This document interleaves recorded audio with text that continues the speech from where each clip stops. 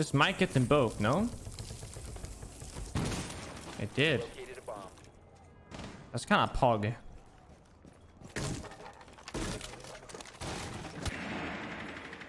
Wait, meeting is clear. There's a guy like right there. Wait, how free is this? Pretty free.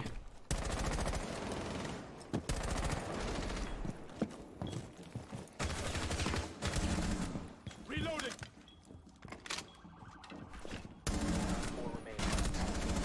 Woo! Woo! Just kill him up. It was pretty free. I was analyzing. Ace's gun is too good. It needs a nerf. It's disgusting. Absolutely disgusting. It is. It's so broken. Ace is like cheating. It's literally cheating. Superior gaming chair.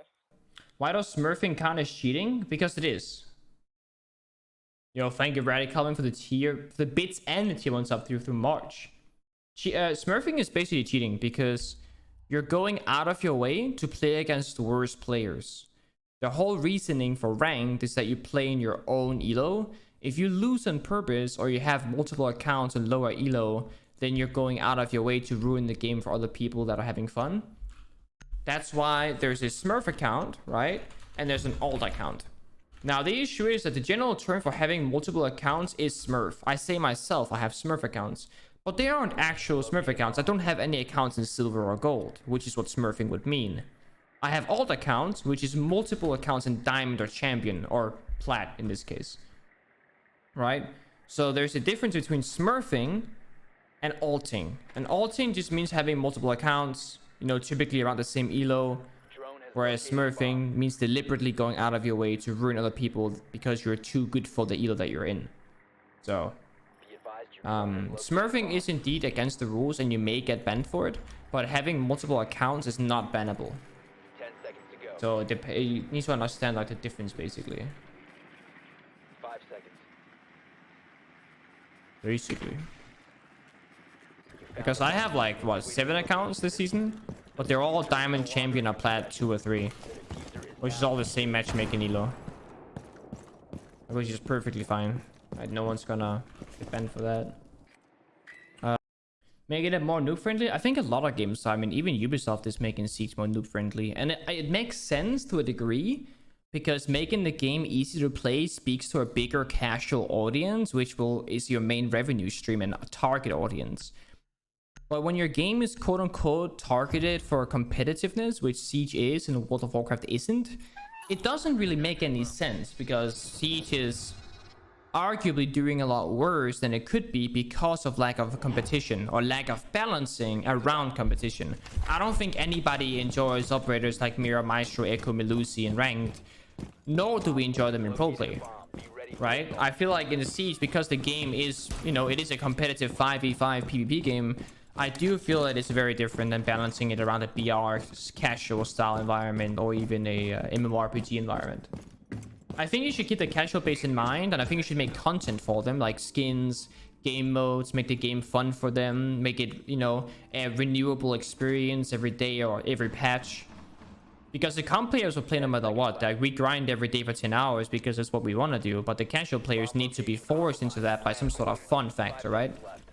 Well, the issue is that for a lot of people, the game is just very frustrating to play, really. Like, Siege has always had this issue where it's like they don't know if they want to cater to the casuals or the competitive. So they're kind of like in the middle, and it's causing a lot of issues for both the casuals and the competitive at the same time.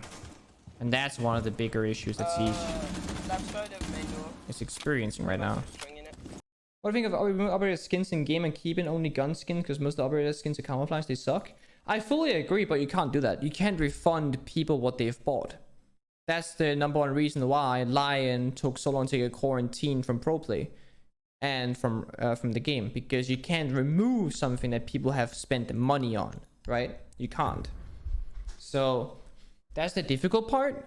Ubisoft fucked up by making all these shitty camouflage skins. They should have just never done that. It should have, because I've always said this, Siege should focus on weapon skins. maybe gloves, if anything, right? Like CSGO as well. It doesn't really make sense to make like uniforms, like not as much as we are, because no one sees them except for your opponents and your teammates. Like, you don't see it yourself. When people talk about skins in Siege, we talk about the black guys, the glacier, right? We talk about the rare skins from year one. We talk about weapon skins that look insanely good. We don't talk about Wind Bastion or even elite skins. We talk about the weapon skins. And Siege has really failed to capitalize on that market, because every single skin that we have in this game since year 2 sucks ass. And they're not worth money, you know?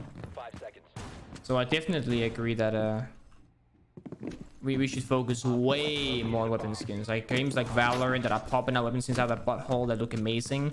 Like, they have more good looking skins than we have, and we've spent 5 years making skins. They've spent less than half a year. So I definitely agree with that for sure. You should have seen the skins in year 1, year 2. They're easily the best. No, they are. The weapon skins from year 1 and year 2 is what everybody wants to have and use. It's actually insane. They are so much better. And fun fact, we also had more. We used to get 3 skins a season. Oh, is it 4? Maybe it was 4. I can't check on this account because I don't really have skins in this account. But nowadays we get 1 less. So if we had 4, now we get 3. If we had 3, now we get 4. Hey, see, that's 3. So we used to get 4. We only get 3 seasonal skins nowadays. And they're worse than when we got 4 at the same time. We actually get less content and worse content. Why has nothing been done about Ember Rise? No response even? Because Ubisoft might not think that it's a problem, I guess. I think it's a huge problem because the people that design the maps and the people that design the skins, they're not communicating.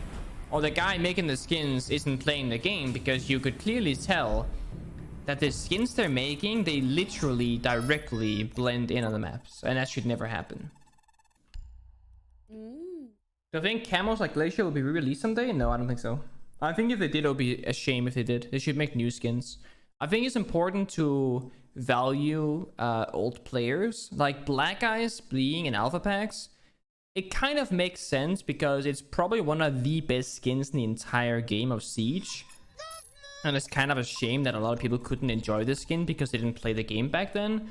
But the other issue is also that by making the Black Eyes an alpha pack epic, it also devalues the skin for everyone that did indeed play in year 1. And if they do that with Glacier and other things, yeah, they could make a lot of money and everybody would buy it and everyone would fucking use it. And you know what would happen? Nobody would give a shit about Glacier anymore. Because that's what happened to Black Eyes. I had every Black Eyes skin back in the day and everybody was like, wow, you got Black Eyes? Like, that's insane. And when it came to alpha packs, people were like, oh, I got it too now. I'm like, I might have more than they have, but they also have it now, you know? So you're kind of ruining the value of it, basically. My favorite R16 was Prime D2 back at Paris Major. Holy shit, dude. Same. Same. I was watching this video on D2's YouTube channel called Never Have I Ever, I think. And I was like, and the comment section was like, this was the best team in Siege history. And it probably was, honestly. I was watching it last night. It's hard to see the old D2.